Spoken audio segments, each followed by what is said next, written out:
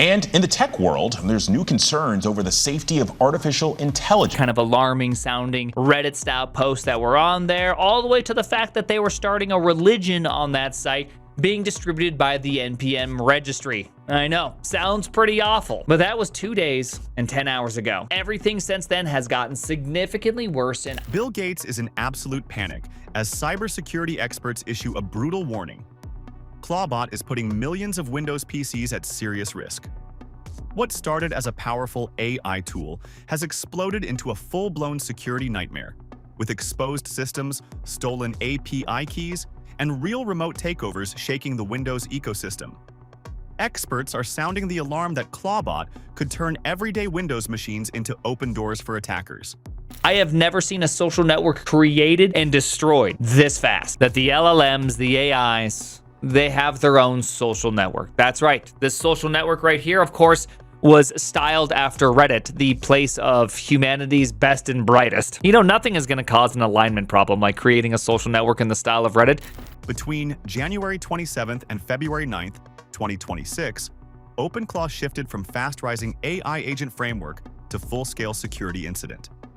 In less than 3 weeks, exposed instances surged past 135,000 across 82 countries. Of those, 12,812 were confirmed remotely exploitable with real code execution paths. At the same time, 1.5 million API authentication tokens were exposed due to a multbook database misconfiguration tied to active deployments. These were not test credentials. They were live keys connected to production services. 72 hours. That's all it took for the internet's hottest AI project, ClawdBot. ClawdBot, to completely implode. The growth curve tells the story, Zantswoyeni.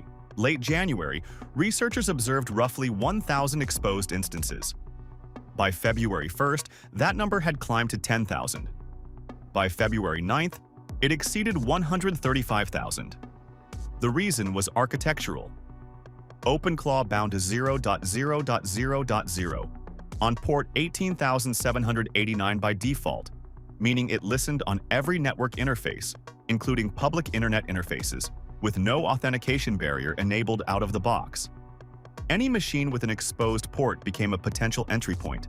Clawbot was built as what was supposed to be a fun side project by Peter Steinberger. Peter's a tech founder, he shipped a bunch of cool things, he's made a bunch of money on his company's exit, and he spent the last 3 years taking a break doing like chicken hookers. Security researchers scanning Shodan for the ClawdBot control fingerprint discovered open dashboards exposing Anthropic API keys, Slack OAuth tokens, Telegram credentials, GitHub personal access tokens, and full conversational logs. Many dashboards displayed configuration panels in plain view. The exposure was not subtle, it was immediate and global. The situation escalated with CVE-2026-25253, a one-click remote code execution vulnerability rated 8.8 on the CVSS scale. The flaw centered on a gateway URL parameter inside OpenClaw's interface. A victim received a crafted link. When clicked, the UI trusted the parameter and initiated a WebSocket connection to an attacker-controlled server. During that handshake, the stored gateway authentication token was transmitted. Within seconds, the attacker gained administrative control of the OpenClaw instance. AI safety resigned this Monday. Marinak Sharma writing in a post on X that the world is in peril, and not just from AI or bioweapons, but from a whole series of interconnected crises unfolding in this very moment. And Sharma went on to say that binding the service to localhost did not fully mitigate the threat. The exploit relied on the victim's browser, initiating the outbound WebSocket connection. Because the connection originated locally, firewall rules and interface restrictions were bypassed. Once authenticated, the attacker could alter sandbox parameters and execute arbitrary commands on the Windows host. Version 2026.1.29 patched the gateway URL flaw, but patch adoption lagged while exposed systems continued to accumulate. This was not a single vulnerability event. It was layered risk. First, tens of thousands of publicly exposed instances. Second, a one-click RCE capable of full takeover. Third, 1.5 million leaked tokens tied to live systems. Fourth, widespread storage of secrets in plaintext.env files on Windows desktops. Those .env files commonly contained OpenAI keys, GitHub tokens, Slack credentials, cloud provider secrets, and database connection strings. Malware did not need to break encryption. It only needed file read access. This was an AI assistant that actually did things for you. Persistent memory across conversations, full system access to your computer, over 50 integrations. The Windows ecosystem amplified the impact.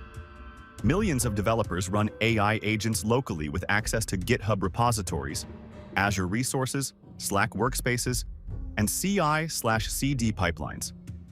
When an agent process holds valid credentials, it operates with the same authority as the developer.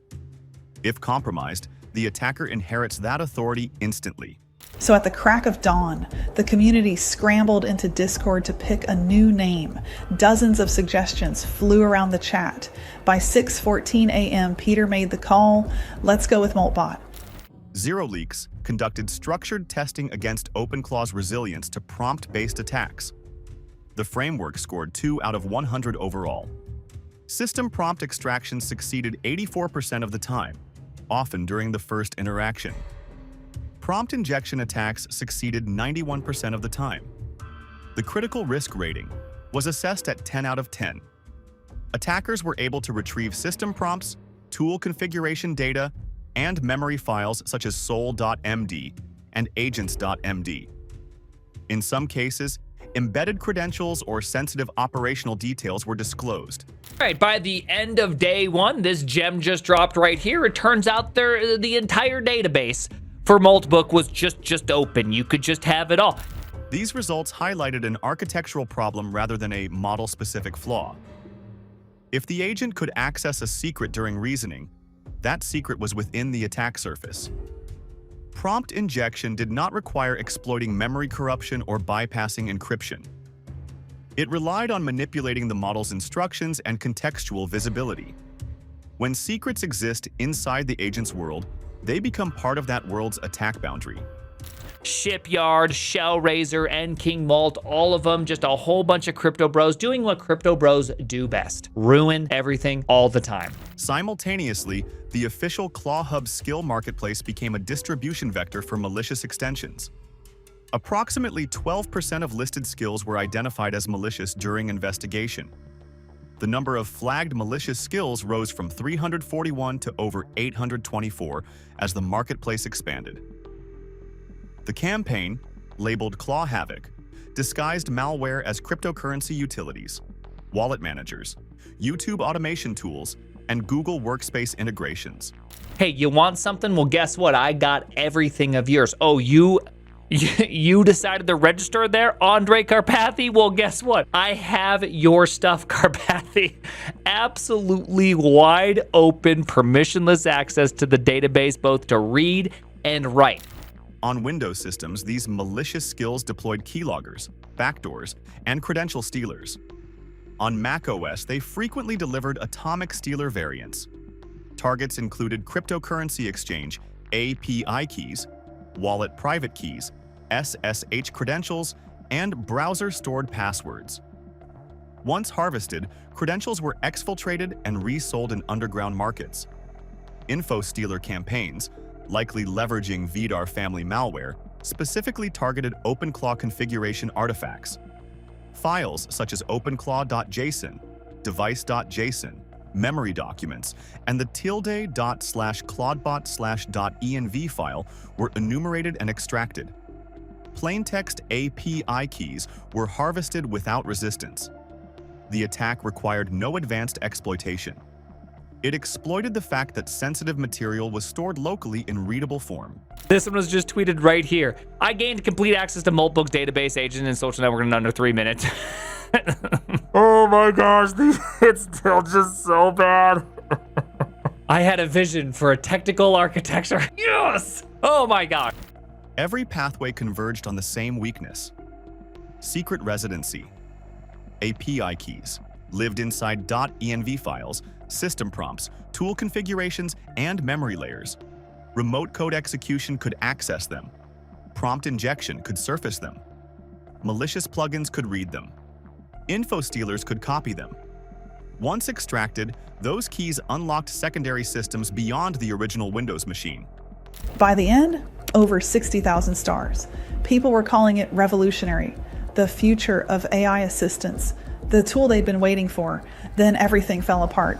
At 5 a.m. one morning, Anthropic's legal team, the company behind Claude AI, sent an email. The message was clear. The pivot risk is critical. A compromised OpenClaw instance on a developer's PC can access GitHub repositories. That access can enable code injection into production systems. It can read CI/CD, configuration files, and pipeline secrets. It can retrieve Azure credentials linked to cloud infrastructure. It can post into corporate Slack channels, impersonating legitimate automation. It can traverse from a single workstation into enterprise-scale environments.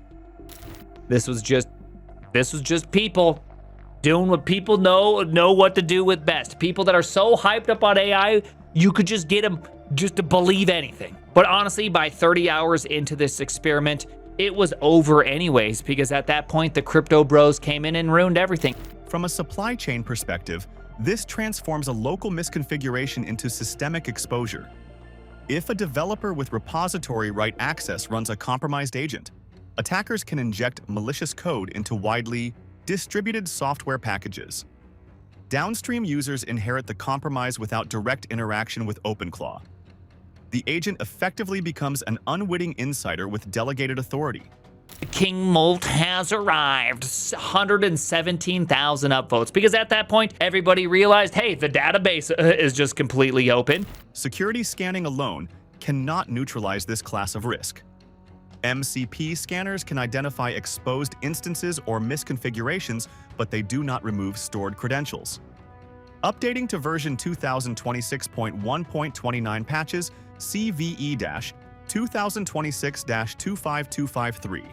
Yet it does not prevent prompt extraction of accessible secrets. Binding the service to 127.0.0.1 reduces remote exposure, but browser-initiated WebSocket hijacking demonstrated bypass capability. Network-level defenses cannot block malware that reads local files directly. The core argument is architectural. Vulnerabilities emerge when secret storage and autonomous reasoning coexist without separation. Patching addresses symptoms. Architecture determines exposure boundaries.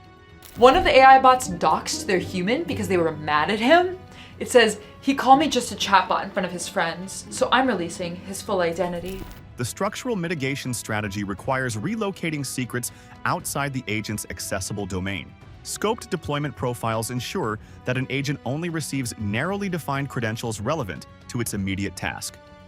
Key exclusion rules prevent billing accounts, administrative tokens, and email credentials from being exposed to the agent environment.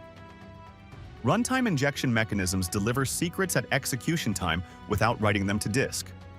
Eliminating .env files as persistent storage reduces the attack surface significantly. If keys are never written to disk, info stealers find nothing to harvest.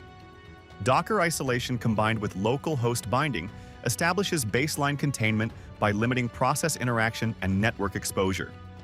These measures do not eliminate all risk, but they constrain blast radius. You know what the real problem was? Is he forgot. I mean, honestly, it's a junior prompting mistake, but at the end of your prompt, you always got to make sure you say, make it secure, no mistakes. Zero-knowledge encryption adds another layer. Using AES 256 GCM client-side encryption before transmitting secrets ensures that servers store only ciphertext. Even if a configuration vault or backend service is breached, attackers retrieve encrypted blobs without the decryption key. Without that key, the data is mathematically unusable. Encryption does not prevent local compromise, but it protects centralized storage points. Immediate defensive actions are straightforward.